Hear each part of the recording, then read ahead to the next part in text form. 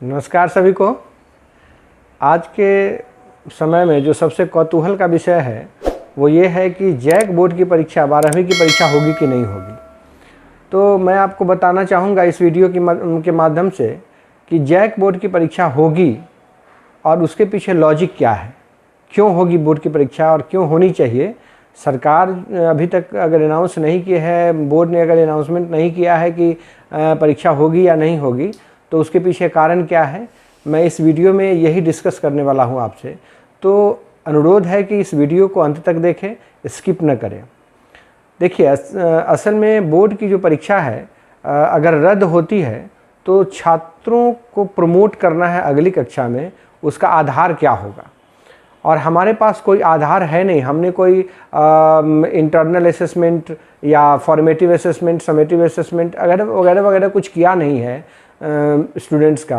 तो हम किस आधार पर उनको अगली कक्षा में प्रमोट करेंगे। अगर हम 11th क्लास के रिज़ल्ट को बेसिस मानते हैं तो कोई ज़रूरी नहीं है कि जो बच्चा 11th क्लास में ख़राब परफॉर्म करता है वो अपने मेहनत के द्वारा 12th क्लास में अच्छा परफॉर्मेंस नहीं दे सकता है। तो यह कोई तरीका नहीं है कि हम उसको पिछले क्लास के रिज़ल्ट के बेसिस पर अगले क्लास में प्रमोट करें या उसको हम रोकें। तो हमारे पास कोई तरीका नहीं है। सीबीएसई के पास तरीका है और दूसरे बोर्ड्स जो हैं उनके पास तरीका है। उन तरीका का इस्तेमाल करके वो बच्चों का असेसमेंट कर सकते हैं और उनको प्रमोट भी कर सकते हैं।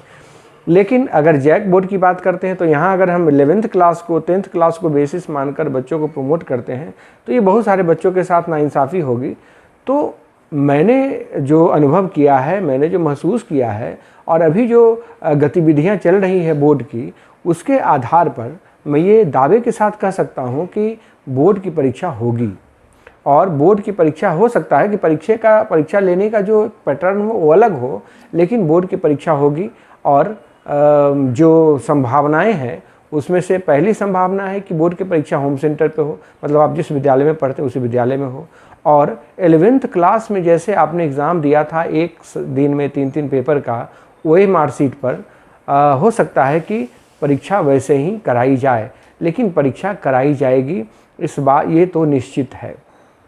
OMR से परीक्षा होगी तो इवैल्यूएशन में सुविधा होगी और इवैल्यूएशन करके जल्दी से रिजल्ट दिया जा सकता है। लेकिन अब हमारे पास एक टूल निश्चित रूप से होना चाहिए जिसके बेसिस पर हम ये कहेंगे कि रमेश फर्स्ट डिवीज़न से पास हुआ, सुरेश फेल हो गया और महेश जो है वो उनको ड्रॉप कर देना है।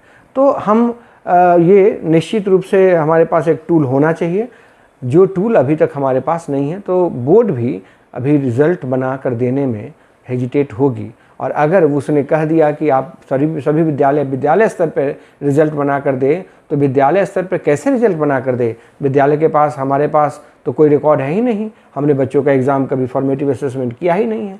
तो हम किस आधार पर रिज़ल्ट बनाएंगे। और अगर हम रिज़ल्ट बनाएंगे तो फिर उसमें निश्चित रूप से कुछ लोगों के साथ नाइंसाफ़ी हो जाएगी। तो इसलिए मैं ये दावे के साथ कहता हूँ कि परीक्षा होगी और आप सभी लोग परीक्षा की तैयारी में एकदम से लग जाएं।